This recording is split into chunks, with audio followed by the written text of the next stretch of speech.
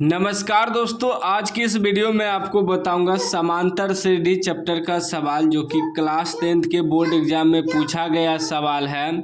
कह समांतर श्रेणी 9,14,19, के लिए a30 घटा a10 का मान है। यह बहुत इम्पोर्टेंट सवाल है, बहुत विद्यार्थी एग्जाम में छोड़ के आ जाता है क्योंकि उसे समझ में ही नहीं आता है कैसे बनाना है। और इस तरह का सवाल हर साल बोर्ड एग्जाम में पूछा जाता है। ये आपका हो गया समांतर श्रेणी। समांतर श्रेणी में जो है ये आपका पहला पद हो गया, ये दूसरा पद, ये तीसरा पद। पहला पद यानी कि प्रथम पद को ए से सूचित करते हैं। ए बराबर आपका 9 हो जाएगा। उसके बाद सार्व अंतर को डी से सूचित करते हैं। डी बराबर हो जाएगा, दूसरा पद में पहला पद घटा देंगे यानी कि 14 में 9 घटा देंगे तो कितना हो जाएगा, 9 5 14, 5 हो जाएगा डी का मान। अब यहाँ हमें क्या कर रहा है कि a30 घटा a10 का मान निकालने के लिए इतना बराबर हमें निकालना है। ठीक, देखिए ध्यान दीजिएगा, एक सूत्र होता है an बराबर a plus n-1 into D. ठीक ना, ये सूत्र होता है।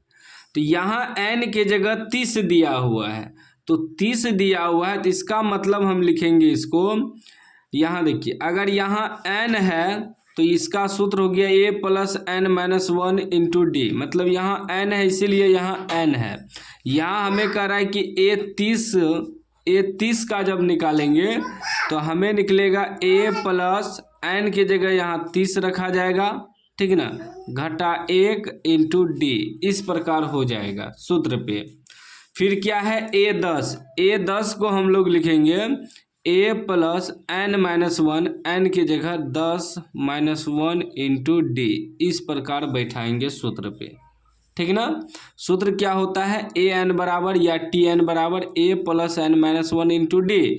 तो यहाँ n है इसीलिए यहाँ n लगा हुआ है, तो यहाँ 30 का निकालना है a30, तो यहाँ n की जगह 30 आ जाएगा।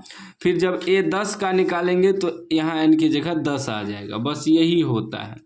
तो a30 को हम लोग लिखेंगे a प्लस 30 घटा 1 इंटू डी, फिर इसमें माइनस ई माइनस, ठीक।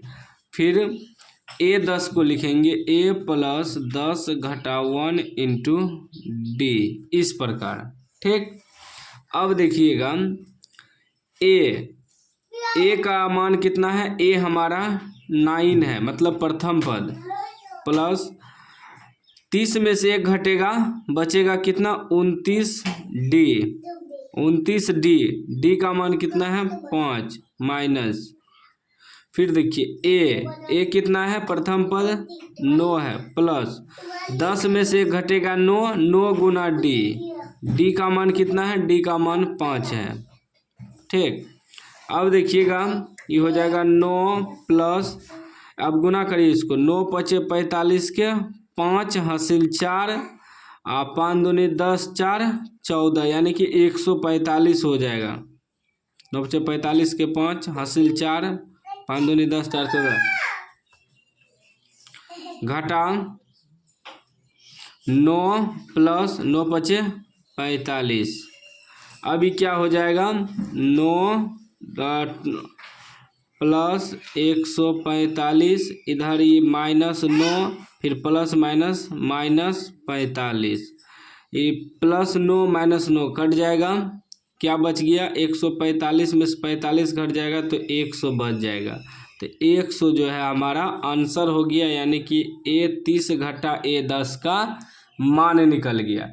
अब इतना आसान सवाल एग्जाम में छोड़ के आ जाता है क्योंकि उसे समझ में ही नहीं आता है कि इसको कैसे सॉल्व करना है।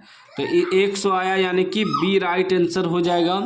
तो उम्मीद है आप समझ गए होंगे इस तरह का सवाल अब आपको कैसे बनाना है।